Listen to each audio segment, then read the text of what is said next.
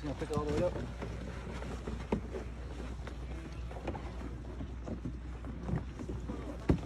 I'm just gonna half roll it and just roll it out. Just like that. And you do it to the other one. Now you do it. Yeah. Do it on the other side.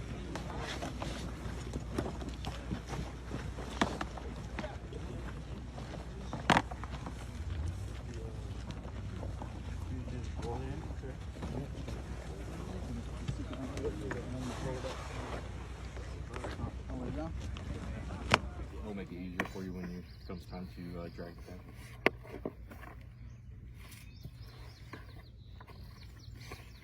You can leave it like that. Alright, now you place the sked litter next to the casualty so that the head end of the litter is next to the casualty's head, and place cross straps under the sked litter. So, when you're putting the casualty on this side of the sked, because you are rolling them to the uninjured side, these straps don't matter, those straps don't matter, they just have to be off the sked.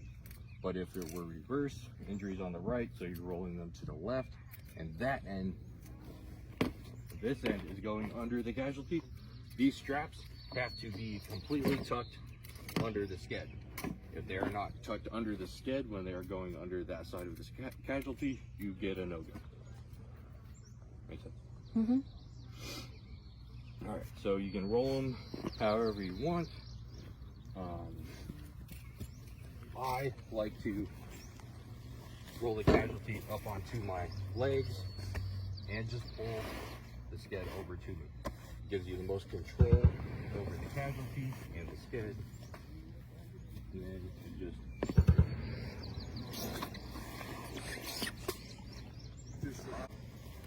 do it like this.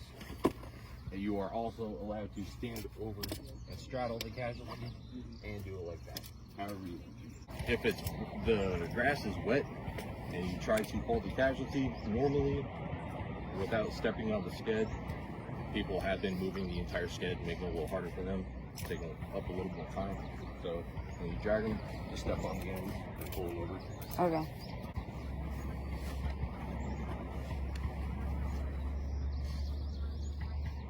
And you cannot cross the straps, they have to go straight across. This top one is a bit loose.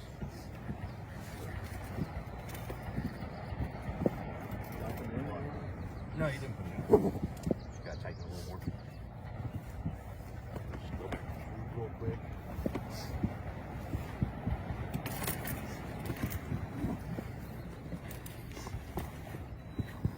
Alright. And when you get to the feet, this sked has 2 empty grommets. Not all skeds do, some only have 1, but some of them have 2. It doesn't matter which grommet you use, it just has to be the same hole on each side. Okay. Okay. Then when you're doing the straps, you are going under, through the grommet, and back over.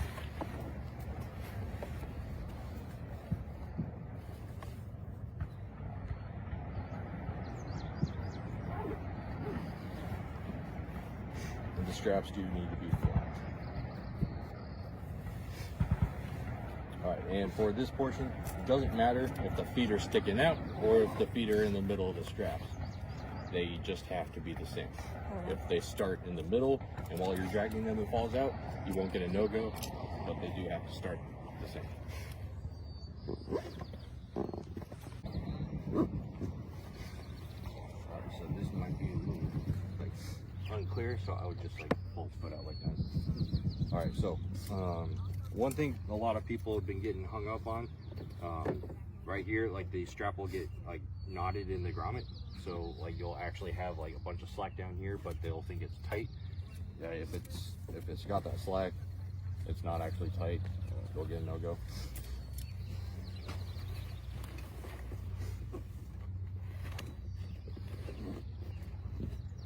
Alright, so from here you can then start securing all the straps. If you start securing the straps and up here you're like, oh, this strap is still loose, and then you tighten it, that's a no-go. They need to be all tight before you start securing. So for securing, you can do it however you want. A lot of people have just been doing a quick little tie, tucking it, and then others are doing like a little quick release, not like that, and just make sure the rest of it's tucked. Doesn't matter how you do it, it's just... Alright, since you have now moved the casualty and you are done securing them to the sked, you recheck the distal holes to ensure that the cat is still effective. Rechecking the distal poles. Alright, once you verify that there is no distal holes, you then secure all of your gear. So if you drop gloves, pick them all up. The carrier for the sked, you can just tuck them in between the casualty's legs. You can throw it over your shoulders.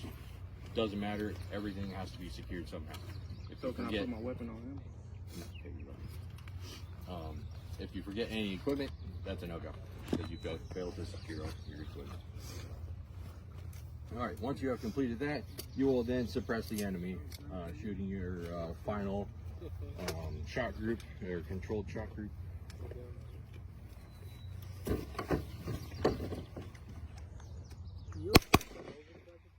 Alright, so once you have done your final control shot group, the greater than will say fire superiority has been achieved. That is when the candidate then yells, "Cover me." Cover me. Alright, and once you say that, the greater than will say, "Got you covered." Once you hear "got you covered," you can then move to drag the casualty to the 50-meter casualty selection point.